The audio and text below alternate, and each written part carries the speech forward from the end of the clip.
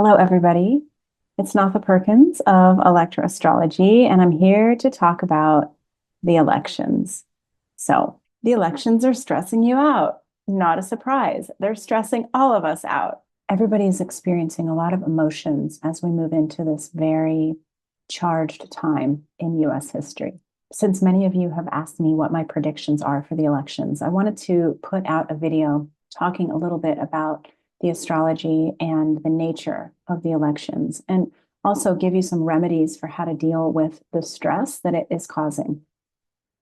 So begin by just taking a deep breath and noticing how you feel as we are diving into this topic, because this is a really charged topic, and it doesn't matter which side you're voting for.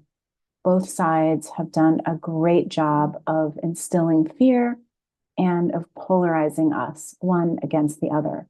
And if you think all the way back to 2020 at how significantly our world's changed, and we can attribute that to Saturn in Capricorn meeting with Pluto in Capricorn. And we know that, although not the beginning, was the start of our entire world as we know it getting dismantled. So we are still in that run, and we are nearing up to the next election, and we have been taught and conditioned very strongly over these last 4 years to look at other people as if they are the problem, to say, you're the one that did this, you're the one that isn't doing this. And think about everything that we have had to go through collectively, from the pandemic to the vaccine question, overturning of Roe versus Wade, the wars that we have engaged in, cancel culture, human rights issues, censorship, celebrities who have fallen from grace, and of course, terrible weather events.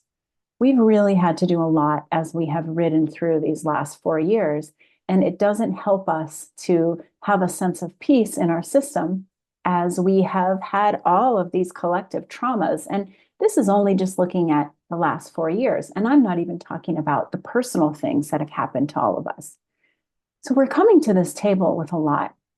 There's a lot of fear. And as I talked about last week in my Scorpio shadow episode, I talked about the fact that we all have these fear problems that we are trying to solve. So I want you to think about this as you are gearing up for the actual election as we have to go through it. And I have to say that I talk to a lot of you, and we all have our own opinions. And I talk to people that are on both sides of the fence.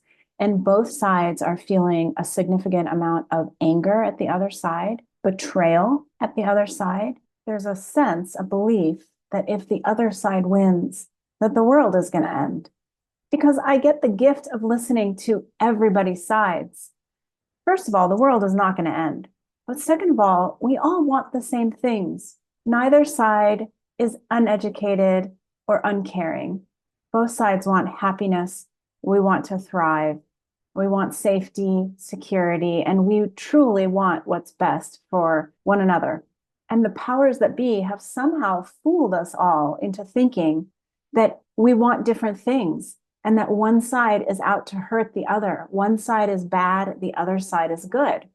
And isn't that interesting as we move through Pluto at the end of Capricorn, as we are pulling away the curtains of the powers that be and hopefully questioning, what is the bigger motive here? And while I'm not going to give you a prediction, because I don't think that's actually very helpful, if I say what you want to hear, then you're going to hold your hat on that. And if I say what you don't want to hear, then you're going to get really fearful. We're looking at our relationship to being fearful right now, and how we all have a belief on some level that if our candidate wins, then we can take a deep breath and relax, and we don't have to be fearful anymore. But I want to give you a varying perspective here, because the truth is that we do not have as much control as we think we have. We do not have as much say as we wish we had over this thing. If we are working on developing these tools, we're doing self-awareness. We're trying to hold our center in the storm of chaos that is constantly swirling around us, no matter what is going on, then we know on some level that it doesn't actually matter which candidate wins. Of course, both sides have gone above and beyond in making us fear the other side.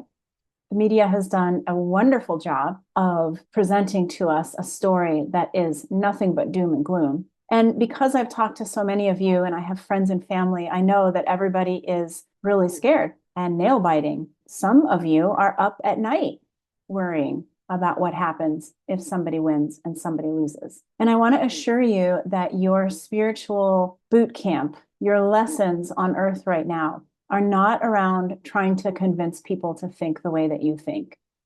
And they're not around getting angry and enraged at people who you don't even know, or some people that you might know that have a varying opinion. That is not where it's at. Where it's at right now is working on understanding the nature of your own fear and seeing how your own fear plays such a massive part in the distortion of you being able to see with clarity and remember that you have a spiritual connection and that the universe at large is always optimizing. So it is bringing us things that are better and not worse. And although we may see with our human eye that this part is better and this way is better, that doesn't mean that it's actually better. So as you're trying to navigate through this really polarizing time where everybody wants to argue and relationships are breaking up, this has been happening since 2020 through all of this stuff that I mentioned earlier. But relationships that are in friction right now because there's a disagreement, I urge you to back out of all of that. This isn't about you trying to change the people around you. It's not even about you trying to change the world. It's about you trying to change your own relationship to your core, your own relationship to your higher self, and your own relationship to higher power, which means that you are learning and continuing to learn how to trust that it will all be okay. So as we are working with this duality between do I choose fear or do I choose love, I want to give you some practical tools for how to choose love.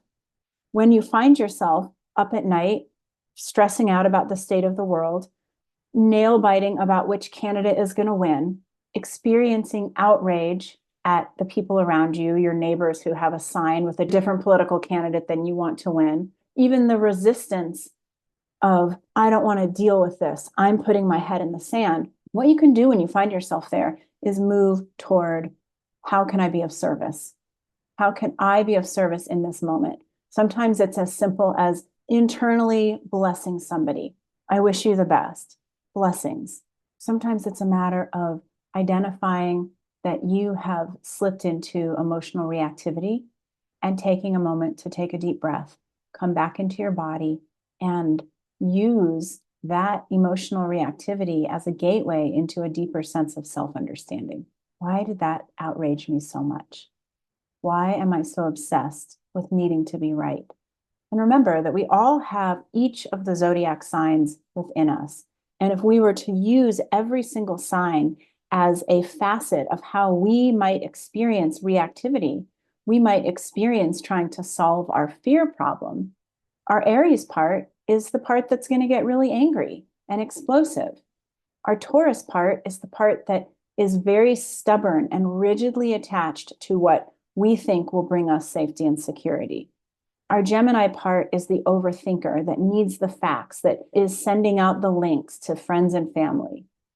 Our Cancer part is the side that gets nervous and withdraws and worries about the safety of our family and friends. Our Leo is the one that has to be very loud and grandiose, sharing what we think should happen and what we know is going to happen. Our Virgo side is the one that is right or wrong. You're either on my side or you're against me. Our Libra side is the one that wants to peacekeep. It's okay, guys. Don't talk about it. Let's change the subject. And our Scorpio side is the one that goes into defendedness and gets vicious sometimes and can say things that are very hurtful to the people that we love that are in disagreement with us. Our Sagittarius side is the big old know-it-all. We've done the research. We've read all the stuff. We're way more educated than you, and therefore we're right. Our Capricorn side is the one that gets dismissive and curt, acting as if we are a better authority on the topic than the person that we're talking to. Our Aquarius side is the one that consults with all of our friends. What do you think? Guess what so-and-so said?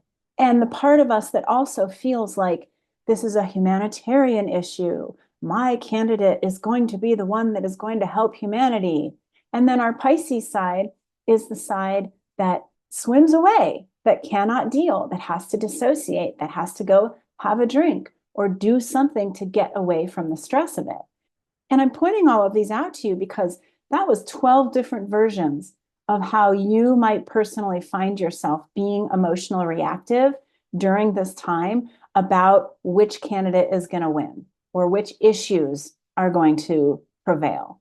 So I'm releasing this video because I just want to say as a reminder, it's all going to be okay. No matter who wins, it's all going to be okay. We don't have control. We never have. And we have to lean into trust. We have to lean into our spiritual connection that is, in a sense, a surrender to what is. And if you're feeling powerless and you're feeling like you have to do something, then go out and bestow blessings upon people. Go help people who need it. Go give $1 to a homeless person. Call an elderly friend that you have and see if they need any errands run. Give a kid a hug. Go spend some time with your beloved animals. Call a best friend just to check in on them. There are a million ways to exert power that come from the realm of love and kindness and solidity instead of fear and, oh my God, what are we going to do? All right, I hope this was helpful.